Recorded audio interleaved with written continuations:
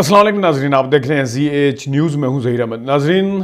جو مزید استعفے تھے آج اسپیکر قومی اسمبلی راجہ پرویز اشرف نے وہ بھی قبول کر لیے ہیں۔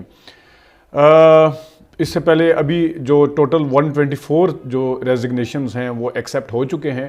اور اس وقت 1/3 اکثریت جو ہے وہ قومی اسمبلی سے آؤٹ ہو چکی ہے، اور جہاں پہ قومی اسمبلی کی لیجیٹمیسی کے اوپر سوال اٹھتا ہے، اور اتنے زیادہ ضمنی الیکشن اگر نہیں ہوتے 3 مہینے تک، اس کے اوپر سوال اٹھتا ہے۔ پھر اس کی لیجسلیشن کے حوالے سے سوال اٹھتا ہے کہ جو موجودہ اسمبلی ہے وہ لیجسلیشن کیسے کرے گی۔ اس کے ساتھ ساتھ اور بہت سے سوالات اٹھتے ہیں۔ پہلے تو اسپیکر قومی اسمبلی اور پی ڈی ایم کی جو حکومت ہے، انہوں نے پہلے دن سے یہ بیانیہ کھڑا کیا کہ عمران خان جذباتی ہیں، عمران خان کو واپس آنا چاہیے، سیاستدان جو ہیں وہ مل کے بات کرتے ہیں، مل کے بیٹھتے ہیں، اور مل کے بات چیت کر کے کوئی حل نکالا جاتا ہے۔ اور جس وقت تک اگر اس میں خود لکھ کے نہ دیے گئے ہوں استعفے، اور اس کو قبول کیسے کیا جا سکتا ہے، آئین اس چیز کی اجازت نہیں دیتا، وغیرہ وغیرہ، اس طرح کی چیزیں تھیں جو کہ انہوں نے کھڑی کی، اور انہوں نے ایسے شو کرنے کی کوشش کی جس طرح آئین کی پاسداری کا جو خیال ہے وہ صرف اور صرف راجہ پرویز اشرف کو یا پی ڈی ایم کو یا نون لیگ کو ہے، اور ان سے زیادہ آئین کا جو درد ہے وہ کسی کے اندر ہو نہیں سکتا۔ ان سے زیادہ اصولی جماعت یا اصولی پارٹی یا اصولی حکومت کوئی ہو نہیں سکتی، جن کو پارلیمان کی اتنی پرواہ ہے کہ وہ ان کی منت سماجت کر رہے ہیں، اور ان کے استعفے جو ہیں وہ 10 مہینے تک ان کو نظر نہیں آیا کہ 10 مہینے پہلے انہوں نے on the floor of the house سب نے استعفے مل کے دیے تھے۔ 10 مہینے تک انہیں فردن بھی کوئی نہیں ملا، جا کے 10 مہینے تک وہ انتظار کرتے رہے۔ لیکن جس وقت یہ مہینوں کا جو فاصلہ ہے وہ ہفتوں بلکہ دنوں میں کیسے طے ہوتا ہے، یہ ایک اعلیٰ مثال ہے کہ جس میں پہلے 11 استعفے منظور ہوئے، اس کے بعد پھر انہوں نے 35 استعفے منظور کیے، پھر انہوں نے 43 استعفے منظور کیے۔ تو یہ ایک اعلیٰ مثال ہے، اپنی مثال آپ ہے کہ جس وقت تک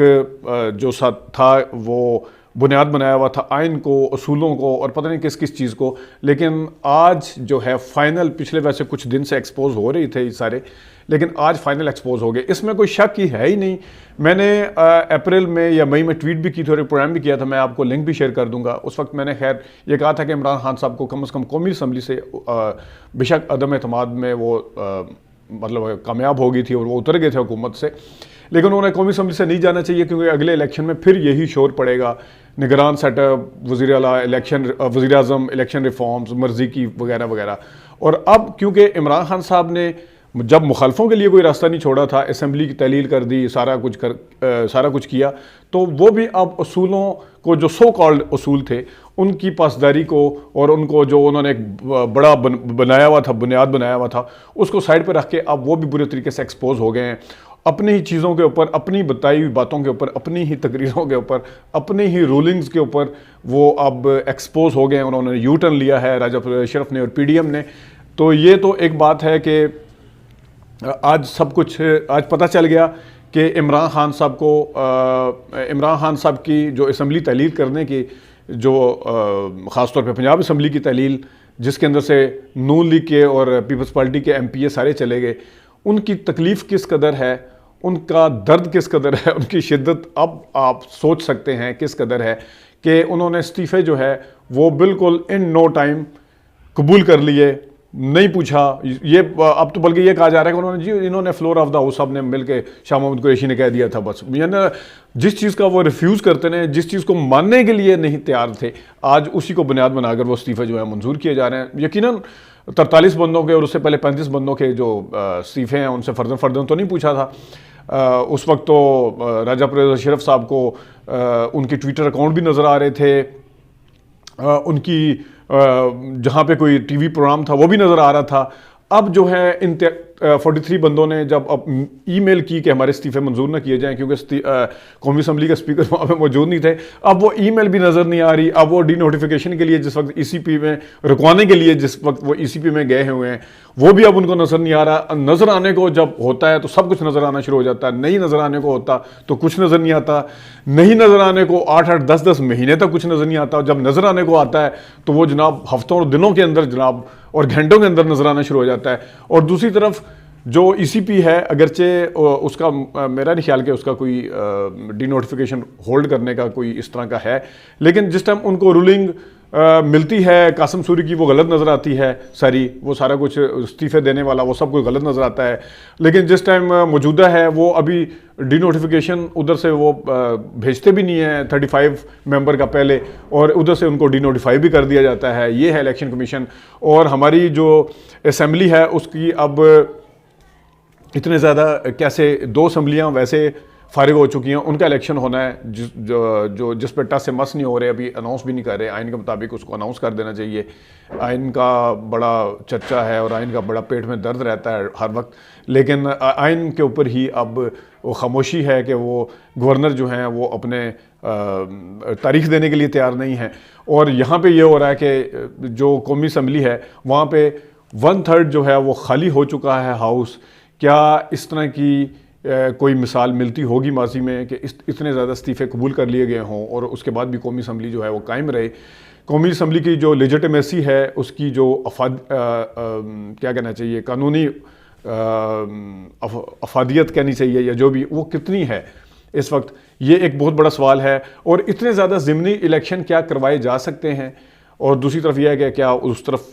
جو عمران خان صاحب ہیں وہ اپنے ضمنی الیکشن میں ساری سیٹوں میں خود لڑیں گے؟ یہ ایک ہسٹری میں سب چیزیں جو ہیں وہ پہلی دفعہ ہو رہی ہیں،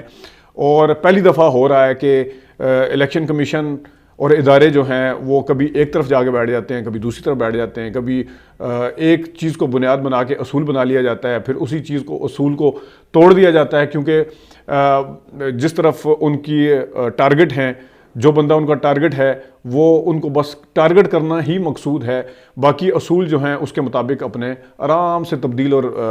کیے جا سکتے ہیں اکارڈنگ ٹو مطلب دیر کنوینئنس، کہ اس میں کیا چیز انہیں سوٹ کرتی ہے وہ اس کے حساب سے وہ سارا کچھ تبدیل کرتے ہوئے نظر آ رہے ہیں۔ یہ ہے اس وقت ہماری جو اسمبلی کا حال اور پی ڈی ایم کا حال، کہ بالکل پہلے ڈرتے تھے کہ کہیں قبول کر لیا تو پتہ نہیں کیا ہو جائے گا،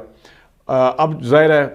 اب سیاست کے اوپر آ گئے ہیں، اصول تو اب ظاہر ہے۔ عمران خان صاحب کے اوپر تو پہلے الزام لگاتے تھے کہ وہ تو سڑکوں پہ ہیں، وہ تو آتے نہیں ہیں، ہم جو ہیں ہم جمہوری ہیں، ہم پارلیمانی اس کو سمجھتے ہیں۔ آج ہر بندہ جو ہے وہ